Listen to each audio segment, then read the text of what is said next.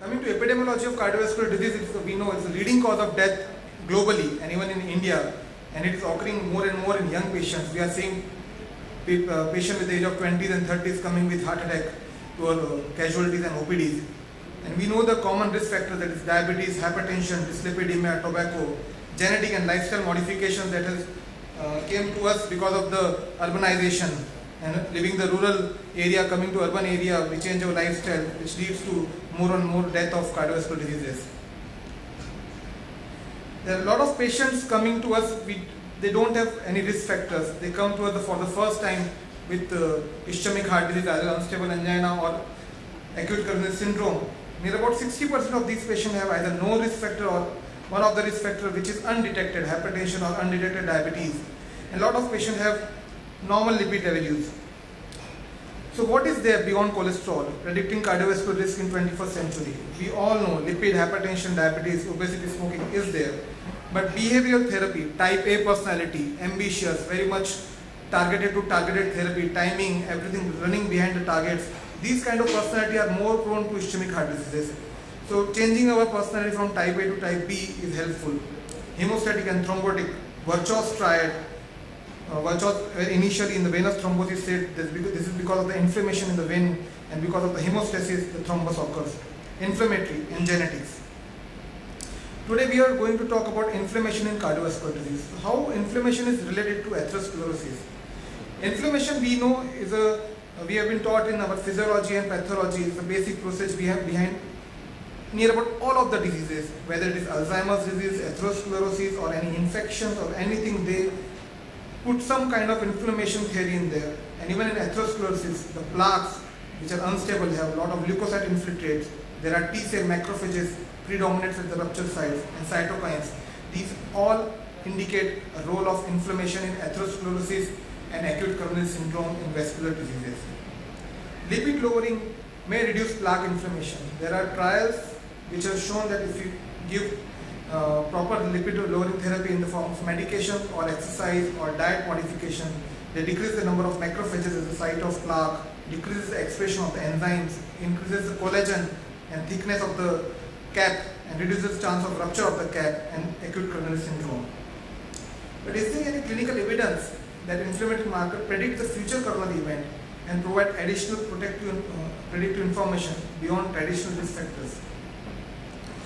This gives the answer, CRP, that is C-reactive protein. A lot of time we say HSCRP. We will discuss about what is CRP and what is HSCRP. They both are same. The HSCRP is only the test, that is high sensitive CRP, which detects a very minute level of CRP in the blood. It detects the CRP only, that is an acute phase protein. It's a protein produced in liver which is increased during any kind of inflammation, whether it is Takayasu arthritis, whether it is an infection or any inflammatory disorder, the CRP will be raised. It has been documented that higher the CRP, higher the chance of myocardial Before the study came in 97, though they have not quantified the value of CRP, but they have said the quantile of CRP, it raises the chances of MI increases, and further so the stroke. More to it, they have correlated the more CRP, more the total cholesterol to HDL ratio, higher the risk. So total cholesterol HDL ratio is an independent risk factor, HSCRP is an independent risk factor, and if the both are high, the risk is very high for developing the first myocardial infarction. These are some inflammatory markers. We are going to talk about inflammation today. Slightly boring but interesting topic for basic pathology of ischemic heart disease. And it has been shown that CRP, total cholesterol to HDL ratio, these two things are the most predictive of future risk of cardiac events. So rather than looking after ApoB or apoprotein or lipoprotein A, I think the best indicator in day-to-day practice is total cholesterol to HDL ratio. This is very important. And second thing which we are not measuring day to day and we should measure, HSCRP. Even in patients with some risk factors or young patients coming with diabetes newly detected or hypertension or old age without any risk factor, we must detect HSCRP. Even in obesity, the HSCRP or C-reactive protein is raised. So it suggests again ongoing inflammation. Obesity is a part of metabolic syndrome, and metabolic syndrome, as we know, is having a pathogenesis of inflammation in that.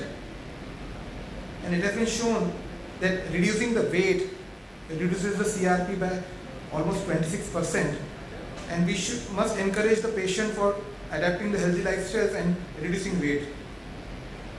This was a trial first came in 2001, which has shown that giving statins reduces the HSCRP level, and after that more and more trial came into the journals and shown the role of statins and other therapy, which we discuss in the further slides.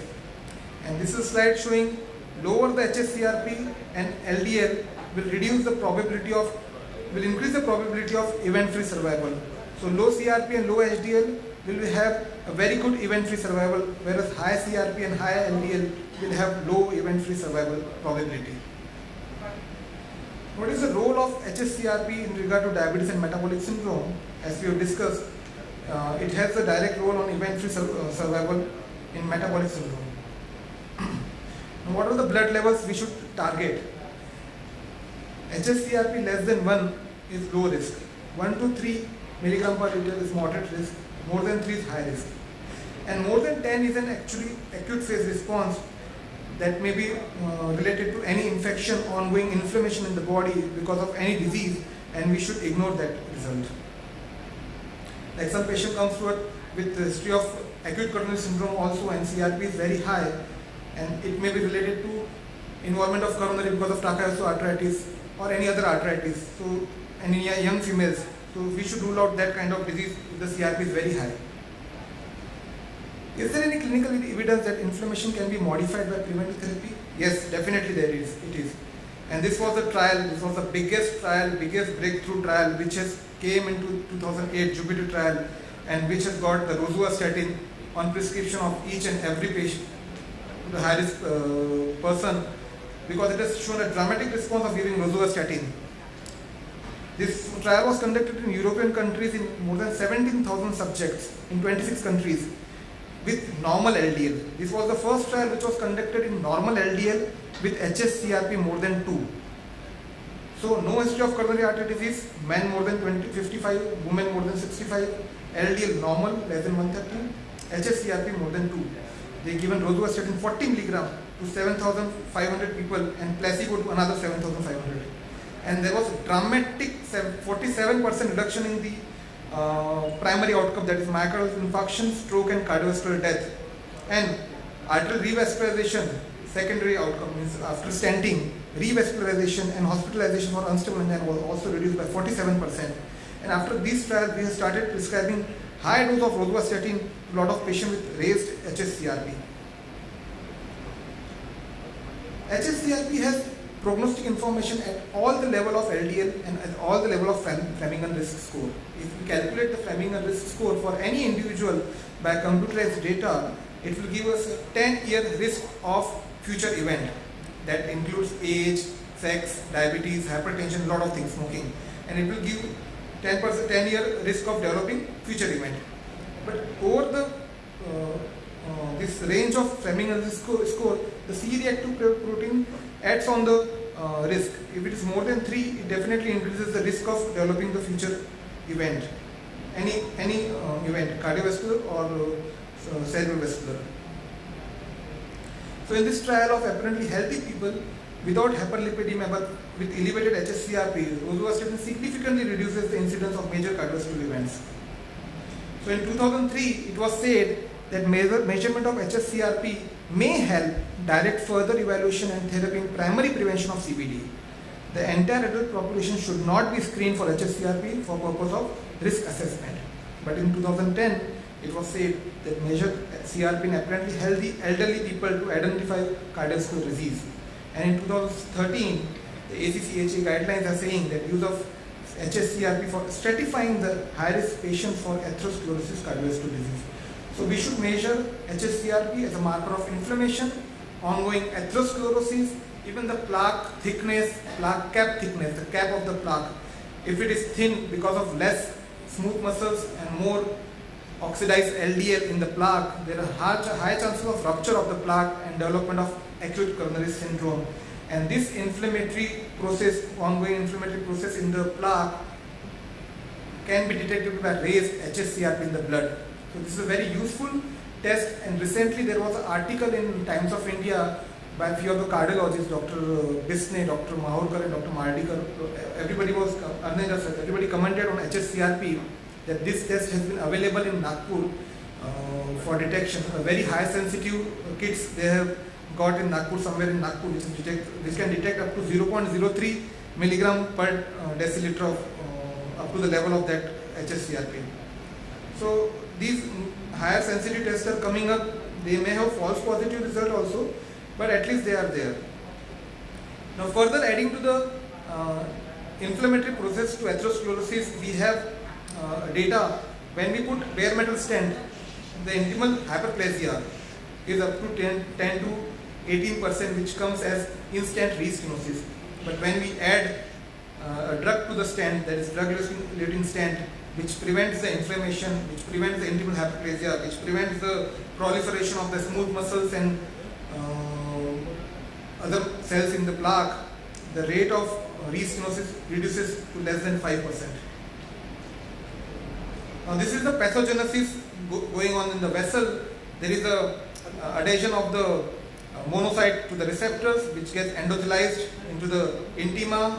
The LDL gets in, it gets oxidized, and the oxidized LDL is the trigger to the inflammation. It forms the foam cell, and there is ongoing inflammation, which again increases the adhesion molecules on the endothelium, and these cycles keep on going, which causes the plaque formation by foam cell, thin cap, platelet aggregation, lot of inflammation, and this inflammation can be detected by hsCRP, can be detected by OCT, that is optimal coherence tomography. This can be detected by thermography. They have inserted a thermometer probe into the vessels, and they have detected the high temperature in the active plaque, the plaque which can rupture.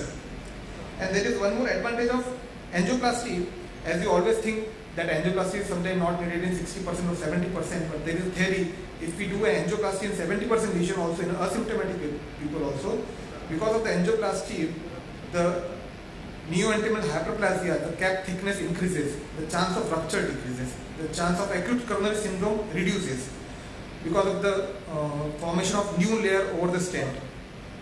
So angioplasty prevents against plaque rupture also in asymptomatic 70 to 80% lesion, even if he is not symptomatic.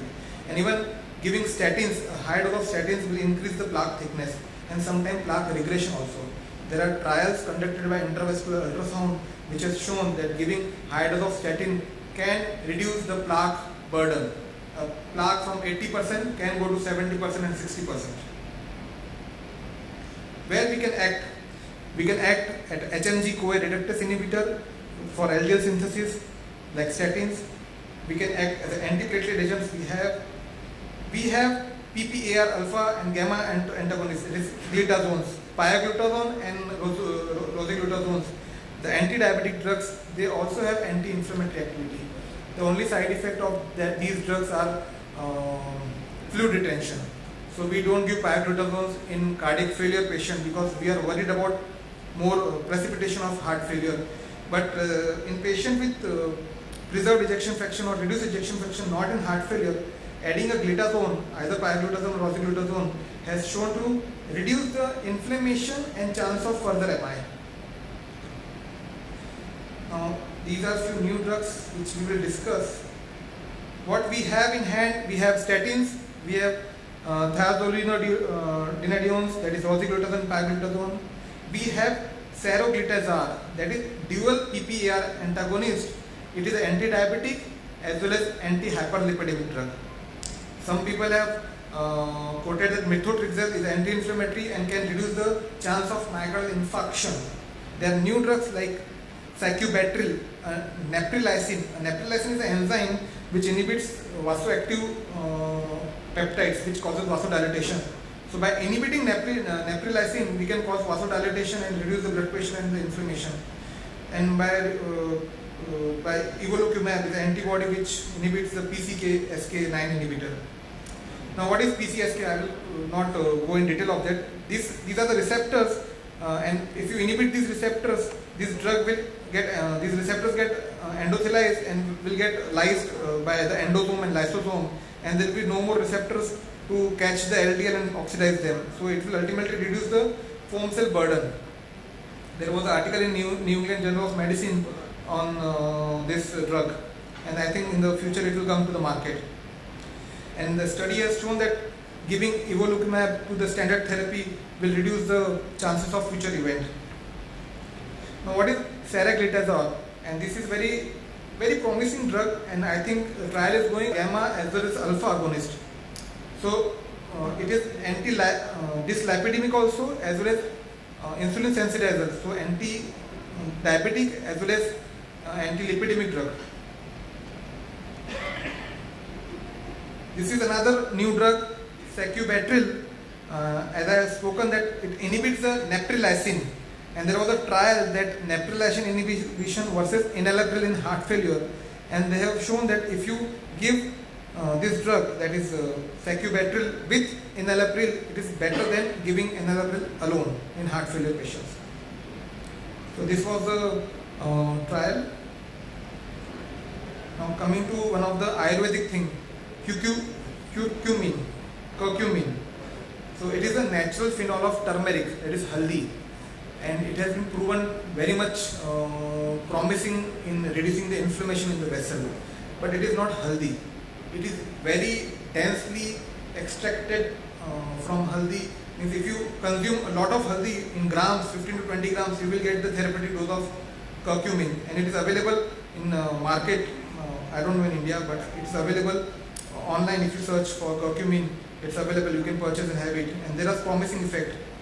It decreases the CRP, it decreases MI associated with CABG, it significantly reduces the serum cholesterol, it improves the LV diastolic dysfunction, and it prevents progression of diabetic nephropathy and decreases fasting blood glucose, HbA1c, and insulin resistance. Now, a slide about the infectious agent. No infectious agent, just because I am talking about inflammation, that I have put a slide about infectious, because a lot of time there was a theory that chlamydia is there in the coronary artery, and chlamydia, because of the chlamydia, this heart attack occurs. Even now, all patient which I do angioplasty, I give azithromycin with the loading dose. Though it is not proven, but I give, because my boss used to give, that's why I am giving. And I don't know, but no drug has proven, no virus has been proven to cause ischemic heart disease. Even this was a trial, academic study in 302 patients with seropositive for chlamydia and pneumonia, randomized to azithromycin 500 mg per week or placebo for 3 months, showed no significant treatment differences, but still we are giving, not all the cardiologists, but I am giving azithromycin to all my patients, a single tablet. So conclusion, that despite optimum therapy with current drugs, still 1/3 of low risk individual with 0 or 1 Framingham risk score have been known to develop cardiovascular disease, and tackling inflammation provides the potential to improve cardiovascular outcome further. Some molecules targeting inflammation are being developed to provide a unique addition to cardiovascular armamentarium. So I thank you all for listening patiently to me. Thank you.